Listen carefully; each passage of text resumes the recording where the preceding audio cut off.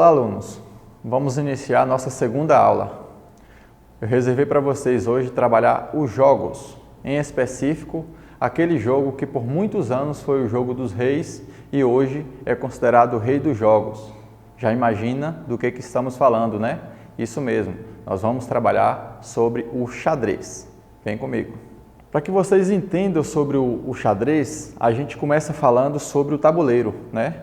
O tabuleiro que ele possui linhas horizontais e verticais, compostos de números e de letras.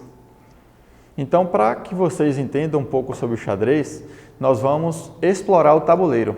Esse tabuleiro que eu apresento a vocês, ele já tem números e letras, né? Números em colunas, sentido vertical, e letras em linhas, no sentido horizontal, ok?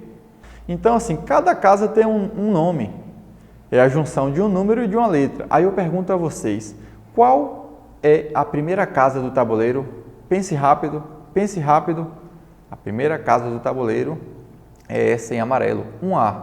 Então, se a primeira casa do tabuleiro é a 1A, qual seria a última casa do tabuleiro? Olhe rápido para o seu tabuleiro.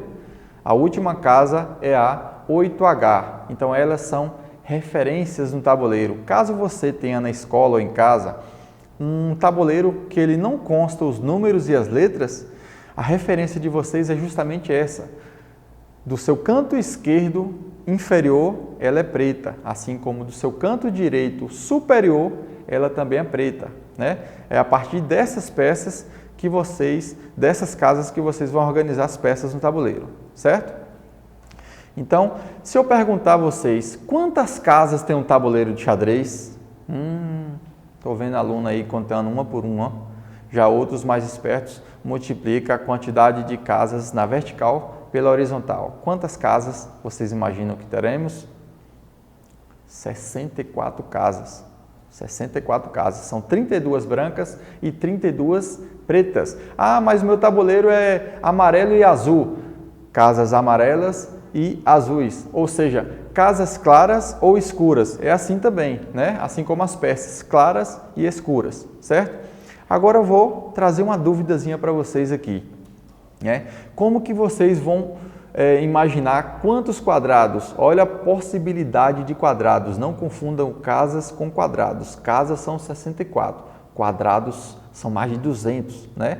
Possíveis. Olha a quantidade de quadrados que são possíveis no tabuleiro, mais de 200, ok? Então, espero que vocês tenham entendido um pouco sobre o material que vocês vão utilizar.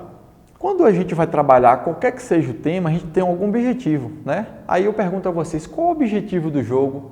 O que é que vocês imaginam que seria o objetivo do jogo de xadrez? Pense rápido e me responda. O objetivo do jogo é capturar o rei adversário, né? Eu vou fazer uma brincadeirinha com vocês, vocês vão rir, né? Porque eu estou trazendo o grande jogador Pelé com a camisa do Vasco. Poxa, como assim? Mas o Pelé não fez sucesso no Santos? É porque o ano passado o Pelé declarou que o coração dele também era vascaíno, né? Então, é como se o Vasco conquistasse o rei adversário. Só uma analogia para que vocês entendam melhor isso, tá? Nunca se esqueça, o objetivo do xadrez é capturar o rei adversário. Ponto. Aí, para que vocês vão entendendo um pouco mais do jogo, eu vou falar sobre movimentos e captura, né? Sentido vertical. É interessante que vocês estejam de posse do caderno, né? Da caneta, do lápis, da borracha, para que vocês vão fazendo essas anotações. Tem gente que confunde movimento vertical com horizontal, com diagonal, né? Então, assim, vertical é em pé. Nunca se esqueça disso. Até a forma como a gente se locomove. Horizontal se refere ao horizonte, é deitado, tá bom? Diagonal, inclinado de baixo para cima ou de cima para baixo. Então, olha os movimentos e eu não poderia deixar de falar sobre o movimento em L. Tem uma peça específica que trabalha exclusivamente nesse movimento, em L, certo? Então, são os 4 sentidos do jogo. Sentido vertical, horizontal, diagonal e em L. Nunca se esqueça disso. As peças do jogo, eu quero que vocês imaginem quais são as peças do jogo, quantas são, né? Opa, parece que alguém falou aí 6, isso, são 6 tipos de peças do jogo. né? Diferentemente da quantidade. Olha os tipos de pergunta. Talvez o professor que for propor essa atividade, ele deve fazer várias perguntas e vocês têm que prestar atenção. Qual a quantidade de peças? 6. 32 peças no jogo, sendo 16 de cada cor. Quantos tipos de peça? Tipos são 6 somente, ok? Então, eu organizei de uma forma do mais importante ao de menor importância, mas todos são importantes, tá? Então, o rei, a peça mais importante do jogo, é o rei, né? Até porque o objetivo é capturar o rei adversário. Depois eu coloquei a rainha. Se tem um rei, tem a rainha, mas algumas pessoas falam dama. Não tem problema, tá? Depois da rainha, a torre, ela é de suma importância, né? Vocês vão aprender os movimentos. Depois vem um cavalo. O bispo, tem gente que coloca o bispo que vale mais do que o cavalo, né? Eu vou listar mais ou menos aqui algumas pontuações para que vocês tenham noção sobre isso. E o peão, então, são 6 tipos de peças no jogo do xadrez. O rei, vou começar pelo peão. O peão, ele valeria 1 ponto. Se você for jogar com um colega, né, em sala ou em casa, o irmão, o pai, a mãe, o peão ele vale 1 ponto. Vamos colocar assim. O bispo e o cavalo valem 3 pontos. Ah, professor, eu gosto mais do cavalo. Ah, mas eu gosto mais do bispo. Então, você direciona qual a peça que você prefere movimentar e cuidar mais dela. A torre, por sua vez, ela vale 5 pontos, né? É uma média que a gente está trazendo para vocês. A rainha, ela vale 9 pontos. Então, assim, se o seu adversário for oferecer, por exemplo, uma torre para você, né? Para você passar a rainha para ele, não vale a pena. A torre vale menos do que a rainha, entendeu? Aí eu lhe pergunto, e o rei vale quanto? Aí tem gente que fala 10? Não. 15? Não. 20? Não. O rei é o valor do jogo. O valor dele é infinito. Não tem um valor, uma nomenclatura. Só das outras que você faz umas anotações, ok? Todas elas são importantes. Do rei até o peão. Nunca ceda peça nenhuma de graça, certo? A peça mais importante do jogo, você já sabe, né? Olha, o rei. Agora eu vou mostrar para vocês como que ele se locomove no jogo, certo?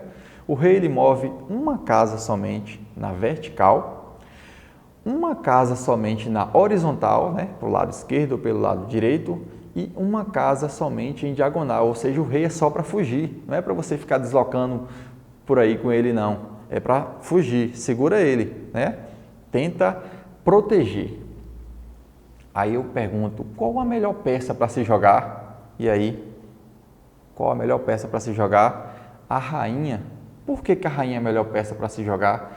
Ela move como um rei, só que em inúmeras casas. Olha, a seta maior. Então, no sentido vertical, ela pode se locomover o tabuleiro inteiro, né? Até capturar as peças adversárias.